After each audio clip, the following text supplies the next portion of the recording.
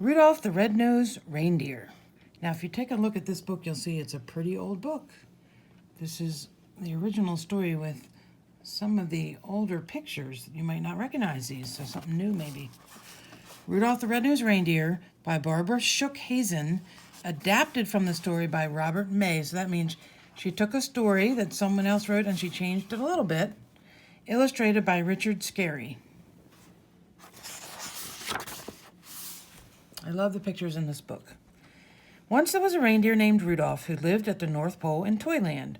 Rudolph was younger and smaller than the other reindeer there. They all had proud, tall antlers, and Rudolph's antlers were only tiny stubs. Worst of all, Rudolph had a nose that was big and bright red. It was so red it glowed in the dark.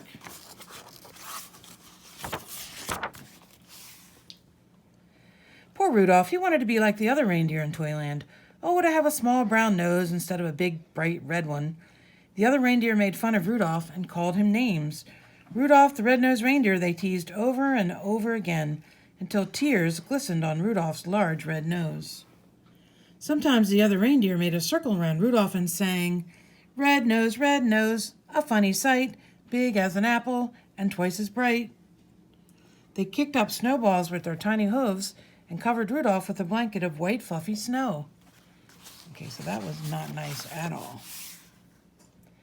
All the reindeer loved to play games. They played tree tag and snow slide and tumble bones, but Rudolph was never asked to play.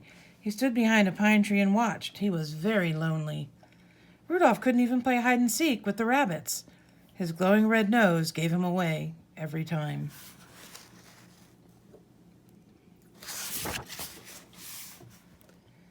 Before Christmas Eve, Santa's elves posted a sign on the gate to Toyland. The sign said, "Santa's team choosing time." All the reindeer were asked to line up at 8 o'clock in the meadow. Santa Claus was coming to choose the team that would deliver presents to every good little boy and girl in the world.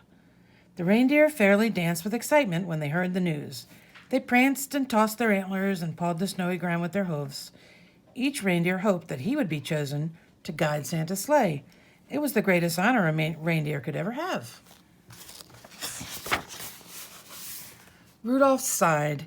He was ashamed to have Santa see his bright red nose, so he decided to hide.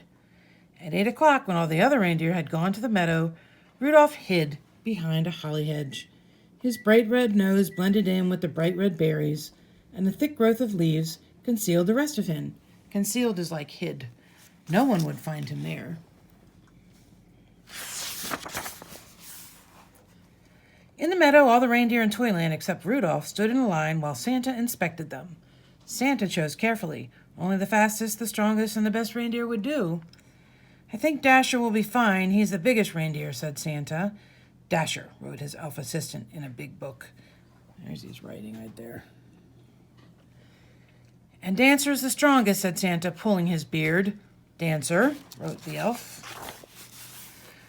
"Ho, ho, let's see," continued Santa. "Here's Prancer and here's Vixen.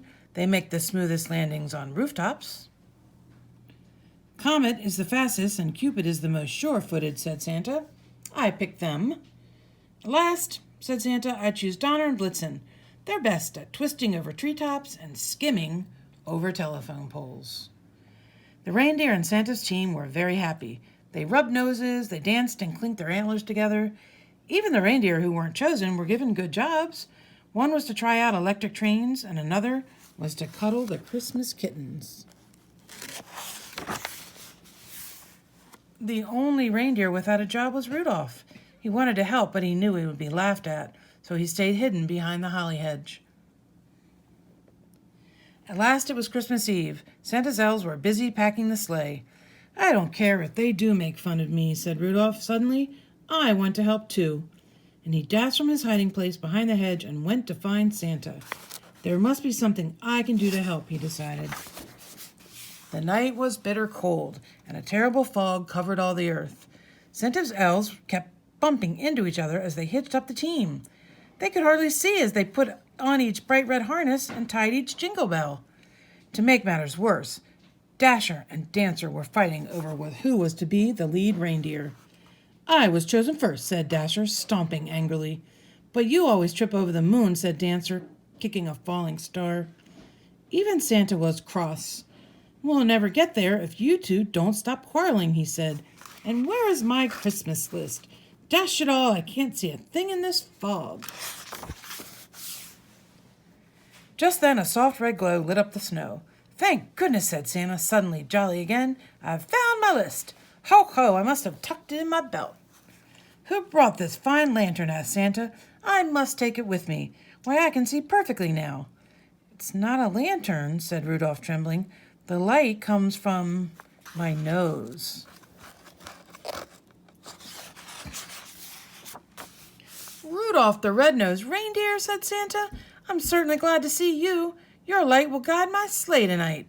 I appoint you head of my team and #1 reindeer in all the world." Rudolph held his head high. Proudly he pranced to the front of the team.